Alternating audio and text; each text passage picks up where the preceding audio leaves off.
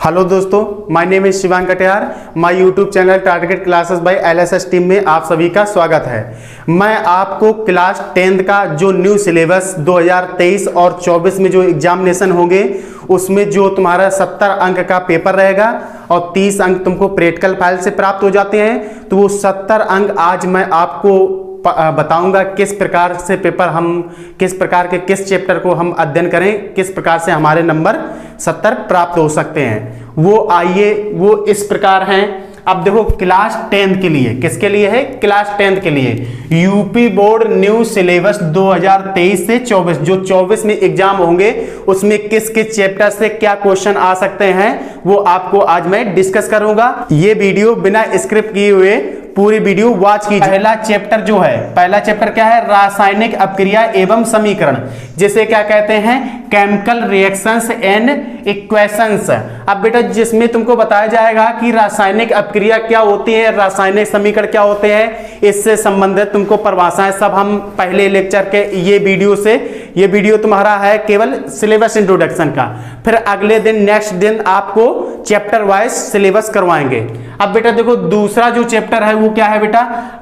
अम्ल क्षारक एवं लवण, जिसे क्या कहते हैं बेटा? Acid basic of salt. अब बेटा एसिड बेस ऑफ सॉल्ट, जैसे कि तुम्हारा ये देखो यूपी बोर्ड हो चाहे बिहार बोर्ड हो, सीबीएसई बोर्ड हो, उसको भी सिलेबस यही है। ठीक है, तो सभी को ध्यान पूर्वक देखना है और सभी को नोट डाउन अपने कॉपी पेन निकाल करके कर लेना है।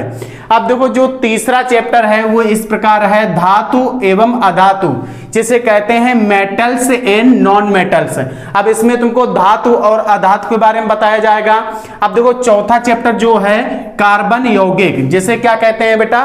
Carbon compounds.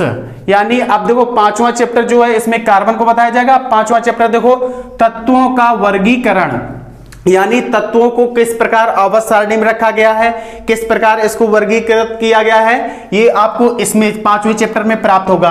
अब देखो इससे क्या कहते हैं? पीरियोडिक क्लासिफिकेशन ऑफ एलिमेंट्स, इसमें तुमको बताया जाएगा। अब देखो जो छठवां चैप्टर, अब देखो ये 5 चैप्टर जो है तुम्हारे ये केमिस्ट्री से लिए गए हैं। अब देखो ये तुमको क्या, ये 6, 7, 8 और ये 9 चैप्टर, यानी ये जो 4 चैप्टर तुम्हारे बचे हैं, 4 चैप्टर ये तुमको किसमें मिलेंगे?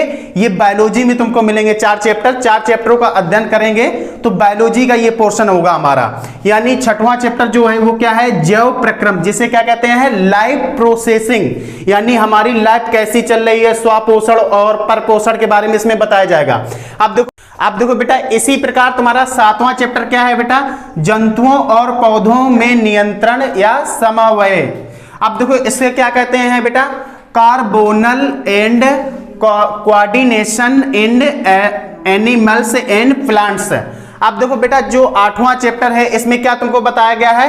पौधों एवं जंतुओं में जनन, यानी reproduction and plants and animals. अब इसमें जंतुओं में जनन कैसे होता है, पौधों में जनन कैसे होता है, ये तुमको बताया जाएगा। अब देखो 9 चैप्टर क्या है? अनुवांशिकता एवं जैव विकास, यानी क्या है बेटा?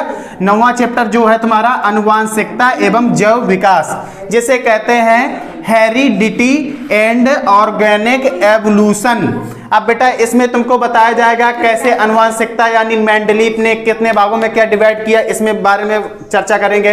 अब देखो ये तुम्हारे 4 चैप्टर हो गए बायोलॉजी के। अब तुमको बेचा जो नीचे के चैप्टर है वो तुमको फिजिक्स पोर्शन के मिलेंगे। अब इसको ध्यान पूर्वक देखना है। जो 10 नंबर चैप्टर है वो कौन सा है? प्रकाश का परावर्तन तथा अपवर्तन, जिसे हम क्या कहते हैं? Reflection and refraction of light. अब इसके बारे में, प्रकाश के बारे में अध्ययन किया जाएगा। प्रकाश का परावर्तन कैसे होता है, प्रकाश का अपवर्तन कैसे होता है। अब देखो 11 नंबर जो चैप्टर है वो क्या है? मानव नेत्र तथा रंगों का इंद्रधनुष, जिसे क्या कहते हैं? Human I and rainbow of colours.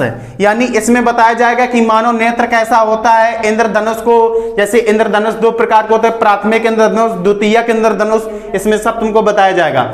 अब देखो जो 12 नंबर चैप्टर है वो क्या है? विद्युत, जिसे कहते हैं इलेक्ट्रिसिटी, यानी क्या विद्युत में तुमको बताया जाएगा विद्युत आवेश क्या होता है, विद्युत विभव क्या होता है, विद्युत धारा क्या होती है, ये सब इसमें बताया जाएगा। अब देखो तुम्हारा 13 नंबर चैप्टर आ गया, क्या बताया गया इसमें बेटा, वैद्युत धारा तथा चुंबकीय प्रभाव, magnetic effects of electric currents.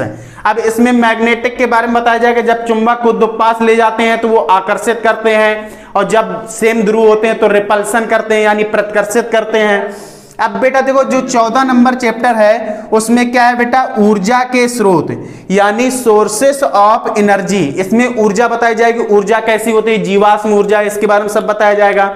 अब देखो 15 नंबर जो चैप्टर है हमारा पर्यावरण, अवर एनवायरमेंट में तुमको बताया जाएगा कि पर्यावरण हमारा कैसा है।